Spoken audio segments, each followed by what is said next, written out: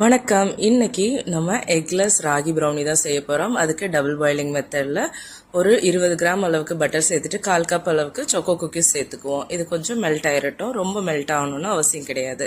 இப்போ 1/4 கப் அளவுக்கு தயிர் சேர்த்துக்குவோம். 1/4 கப் ஜாகரி பவுடர் சேர்த்துருக்கேன். இதுக்கு நாட்டு சக்கரை கூட சேர்த்துக்கலாம். நல்லா பீட் பண்ணி விட்டுட்டு 1 கப் அளவுக்கு ராகி பவுடர் சேர்த்துக்கலாம். நான் வந்து ஸ்ப்ரவுட்டட் ராகி சேர்த்துருக்கேன். இதுக்கு கூட 2 table spoon baking powder, 1/4 cup cocoa powder வந்து சேர்த்துருக்கேன். இதுக்கு கூட 1 டேபிள் ஸ்பூன் அளவுக்கு வெண்ணிலா எசன்ஸ். இப்போ மெல்டட் பட்டரையும் வந்து சேர்த்து நல்லா மிக்ஸ் பண்ணிக்கிட்டு 1/4 கப் அளவுக்கு சொக்கோ சிப்ஸும் சேர்த்து நல்லா மிக்ஸ் பண்ணிக்குவோம்.